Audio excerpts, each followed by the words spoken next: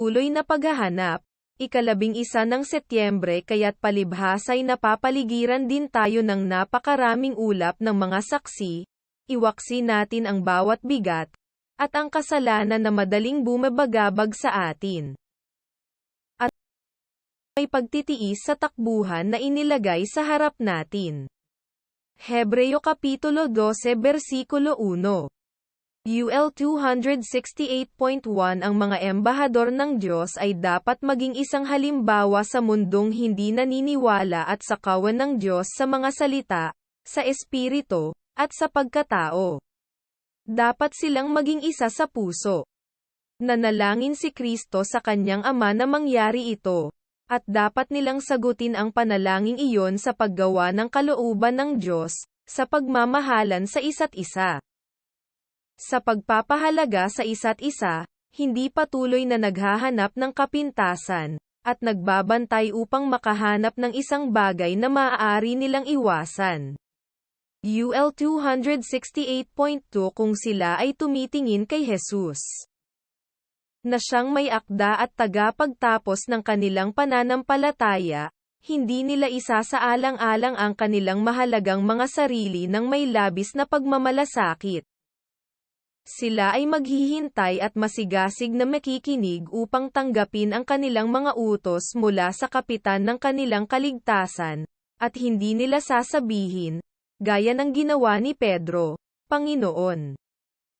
At ano ang gagawin ng taong ito? Sinabi ni Kristo kay Pedro, ano iyan sa iyo? Sumunod ka sa akin. Juan Kapitulo 21 Versikulo 21, 22.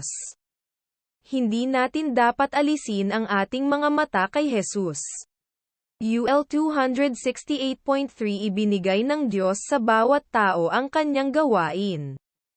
Kapag binigyan niya ang kanyang lingkod ng isang espesyal na gawain na dapat gawin, nakakalungkot na dadalhin niya ang napakaraming pasanin na hindi itinakda ng Diyos sa kanya, kundi sa iba pa upang pasanin, at patuloy na nagbubulong-bulungan at nagrereklamo. UL 268.4 Anong dila ang makapagsasabi?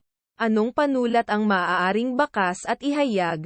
Ang makapangyarihang moral na mga resulta ng pagtingin ng may mataimtim na naniniwalang mga puso kay Jesus. Ang ating katulong. Datapwat tayong lahat, na may bukas na mukha na tumitingin gaya ng sasalamin sa kaluwalhatian ng Panginoon, ay nababago sa gayon ding larawan mula sa kaluwalhatian hanggang sa kaluwalhatian gaya ng sa pamamagitan ng Espiritu ng Panginoon. Ikalawang mga taga-Korinto Kapitulo 3 Versikulo 18. Napakalaking tagumpay. Masdan. Ikaw ay naging isang nagbagong tao. Pag-isipan ito, nakikita natin, at nahuhuli ang matingkad na sinag sa mukha ni Hesukristo.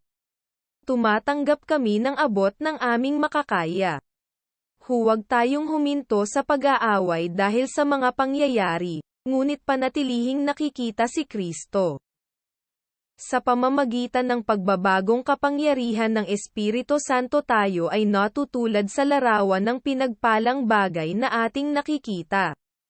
UL 268.5 Huwag bumulong-bulong o humanap ng mali.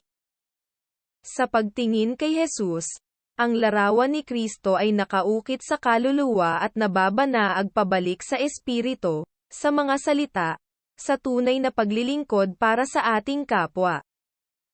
Ang kagalakan ni Kristo ay nasa ating mga puso, at ang ating kagalakan ay puno. Ito ang tunay na relihiyon. Siguraduhin nating matamo ito, at maging mabait, maging magalang. Magkaroon ng pagmamahal sa kaluluwa, ang uri ng pag-ibig na dumadaloy at ipinahahayag sa mabubuting gawa, na isang liwanag na lumiwanag sa mundo. At kung saan ginagawang ganap ang ating kagalakan, Manuscript 26, 11 ng Setyembre taong 1889, An Appeal for Unity and Harmony. UL 268.6